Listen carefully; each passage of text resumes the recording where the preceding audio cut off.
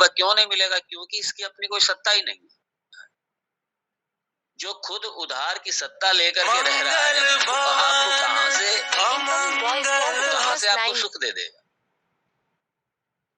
जो खुद ही अपूर्ण है, जो खुद ही जीने मरने वाला है, जो खुद ही काल से बंधा हुआ है, देश से बंधा हुआ है, वस्तु से बंधा हुआ है, अर्थात सीमित है, वो आपको कहां से असीमित सुख दे देगा? जो खुद अनित्य है, वो आपको कहां से नित्य सुख दे देगा? जो खुद असुरक्षित है, वो आपको कहां से सुरक्षित रख पाएगा? इसलिए जरा इसका भगवान कहते हैं, इसका जरा एनालिसिस भी करो, विश्लेषण करो इसका। और भगवान ये पूरे जगत का विश्लेषण करके ही उस जगत का सार दे रहे हैं यहाँ पे भगवान, और सावधान कर रहे हैं सबको कि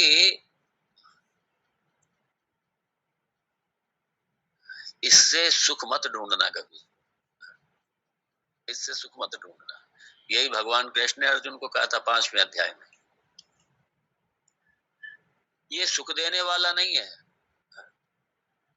9वें अध्याय में भगवान ने कहा था अनित्यम असुखम लोकम। ये पहली बात तो अनित्य और असुख है, ये सुख देने वाला नहीं है।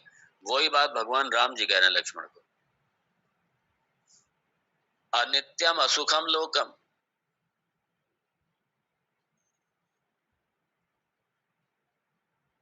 और इसीलिए भगवान यहाँ पे बड़ा स्पष्ट कर रहे हैं, क्योंकि ये स्थायी नहीं है, ये हिलडुल वाला है।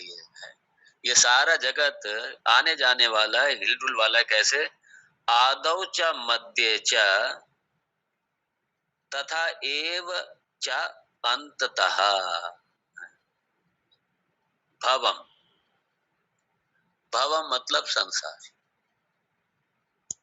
भगवान लक्षण बता रहे हैं, इस संसार का लक्षण बता रहे हैं भगवान। आदौ च मध्य च तथैव च अंततः। ये संसार आरंभ में, मध्य में और अंत में, अर्थात आपके जीवन के आरंभ में, मध्य में और अंत में।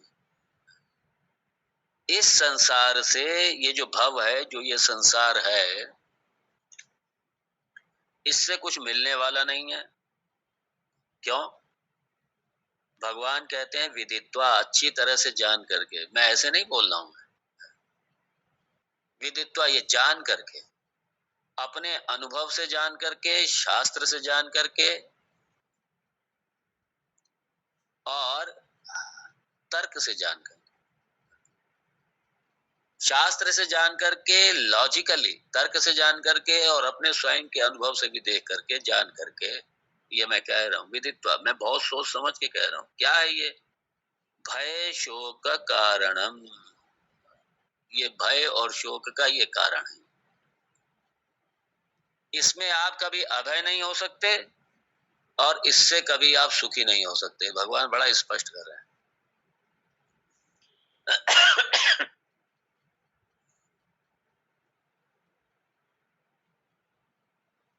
ना तो इसमें आप अभय हो पाएंगे इससे, और ना ही आप शोक रहित हो पाएंगे।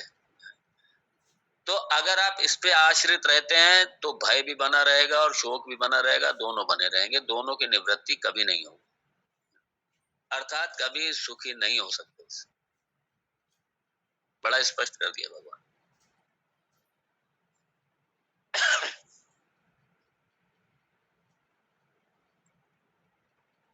तो संसार, ये भय, ये संसार,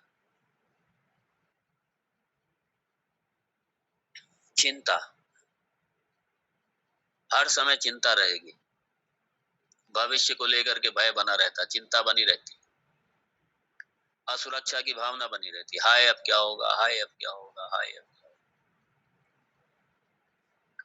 और हम लोग ये भय निवृत्ति के साधन इसी संसार में ढूंढते हैं। अर्थतंत्र के रूप में, भौतिक तंत्र के रूप में, सुविधाओं के रूप में, सुख के रूप में। ये हम क्यों चाहते हैं? क्योंकि हमको लगता है हम अभय हो जाएंगे, हमारे पास ये होगा तो हम भय रहित हो जाएंगे। भाई हमको कोई भय नहीं रहे, हम सुरक्षित हो जाएंगे, हमारे पास में किसी चीज का वो। और दुर्भाग्य ये है कि ये सारे के सारे स्थायी नहीं है, सब आने जाने वाले। आगमा पाइनो अनित्यः तांस्तितिक्षस्व भारत, ये सारे आगमा पाई हैं, सब आगमा पाई हैं, आने जाने वाले हैं सारे। इसलिए कोई चीज भी प्राप्त होती है, प्राप्त होती बड़ा अच्छा लगता है, मेरे मन के अनुकूल कोई स्थिति बनती है, परिस्थिति बनती है, कोई वस्तु मिल जाती है, बड़े प्रसन्न होते हैं।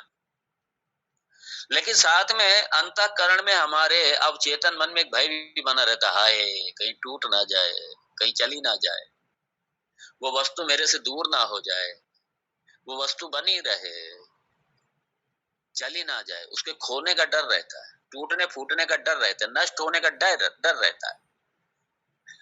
और भगवान कहते हैं वो नष्ट होगी होगी, वो नष्ट होगी होगी सारी।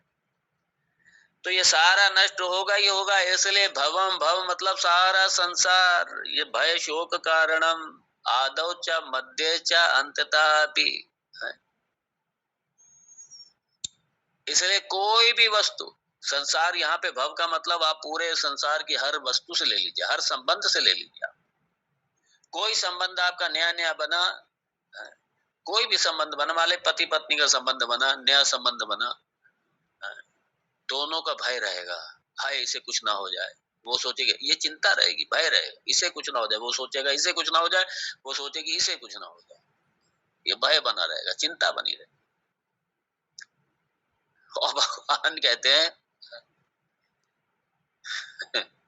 ये जाएंगे जाएंगे, ये आगमा पाई है, ये जाएंगे ही जाएंगे।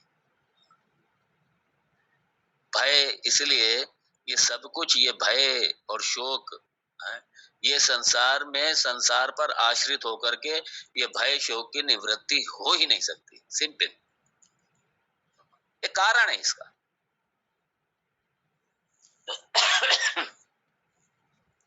भगवान बड़ा स्पष्ट करते हैं, ये कारण है इसका, कभी नहीं रहे।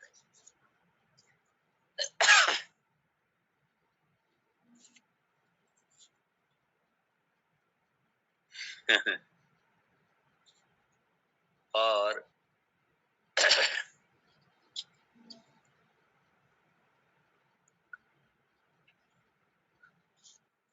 ये ही संस्पर्शजा भोगाः दुःखयोनय एव ते आद्यन्तवन्तः कौन्तेय न तेषु रमते बुधः। दुःख योनय, भगवान बिल्कुल इसी बात को कह रहे हैं, राम जी। ये सारा बना रहेगा, ये भय बना ही रहेगा। जन्म होता है और जन्म के साथ में भय भी आ जाता है। माता पिता को भय लगा रहे, जो बच्चा है उसे भय लगा रहे, दोनों को भय रहेगा। भय रहेगा फिर चिंता भी आ जाएगी, असुरक्षा आ जाएगी, सब आ जाएगी। और फिर उसके बाद में शोक भी रहेगा, दुख भी रहेगा, दोनों रहेगा, भय और शोक भी दोनों रहेंगे। ये संसार, इसलिए भगवान ने कह दिया कि ये भव, भव मतलब संसार है, ये क्या है, भव भय शोक का कारण है। ये विदित्वा, ये ऐसा बहुत अच्छी तरह जान लो, ऐसा समझ लो, ऐसा बहुत अच्छी तरह समझ लो इसको। इसको मुंडक उपनिषद के इस मंत्र से भी कनेक्ट कर सकते हैं। परीक्ष लोकान कर्मचितान ब्राह्मणा निर्वेदम आयात नास्त्य कृता कृतेन।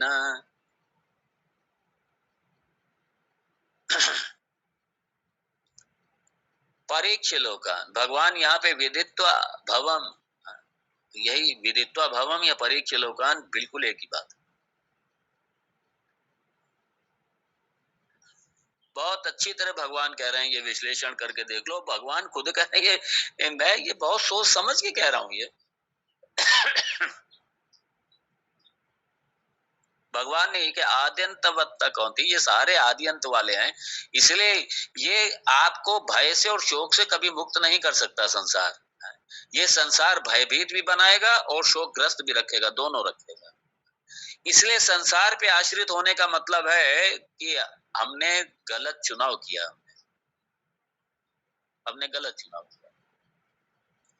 हमने नित्य वस्तु को नहीं पकड़ा, हमने सनातन वस्तु को, नित्य वस्तु को नहीं पकड़ा, हमने अनित्य को पकड़ लिया और अनित्य को पकड़ करके हमारे शोक मोह की, शोक की और भय की कभी निवृत्ति नहीं हो सकती। भगवान ये बड़ा स्पष्ट कर रहे हैं।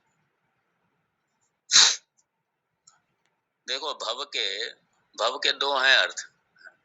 भव, भगवान शिव के जो 108 नामावली है उसमें भी भव, भगवान का भव नाम उसमें भी आता है। भवाय देवाय नमः, भवाय देवाय नमः।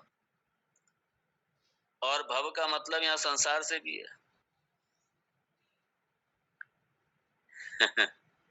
तो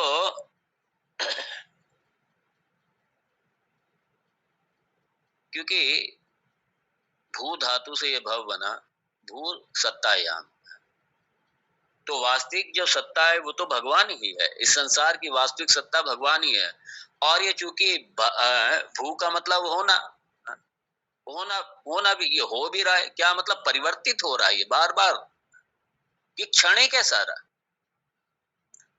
ये परिवर्तन होने वाला क्षणिक, ये इसकी कोई सत्ता नहीं हो, हर क्षण परिवर्तन हो रहा, पूरा जगत परिवर्तन हो रहा है सारे का सारा, कुछ भी स्थिर नहीं है।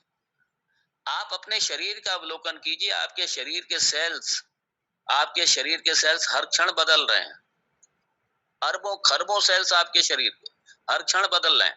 आपके मन के विचार हर क्षण बदल रहे हैं, आपकी स्थिति हर क्षण बदल रही है, शारीरिक स्थिति हर क्षण बदल रही है, मानसिक स्थिति हर क्षण बदल रही है, भावनात्मक स्थिति हर क्षण बदल रही है। ये सारा जो संसार पंच भौतिकात्मकम, ये प्रपंच पूरा पूरे का पूरा ये बदल रहा है, हर क्षण बदल रहा है, परिवर्तन हो रहा है, हर क्षण परिवर्तन हो रहा है। और इसलिए परिवर्तन होने वाला कभी भी अपरिवर्तनीय नहीं दे सकता।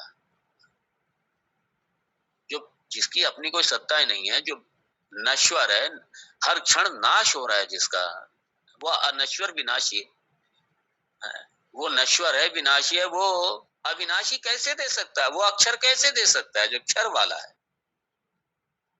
इसलिए भगवान बड़ा स्पष्ट कर रहे हैं, सावधान कर रहे हैं सबको।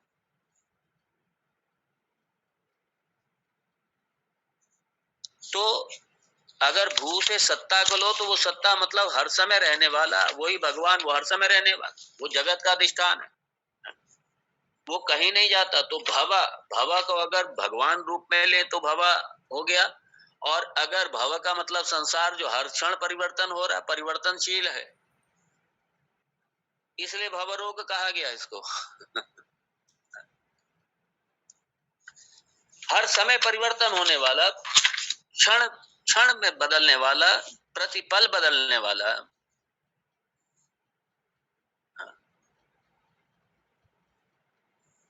और इसी में जो भगवान है, देखिए, जो इसका अधिष्ठान भगवान है, जो परमात्मा है, जो सत रूप से, चित रूप से, अनंत रूप से, वो बिना किसी परिवर्तन के रह रहा है। वो अधिष्ठान में कोई परिवर्तन नहीं होता, अधिष्ठान में कोई परिवर्तन।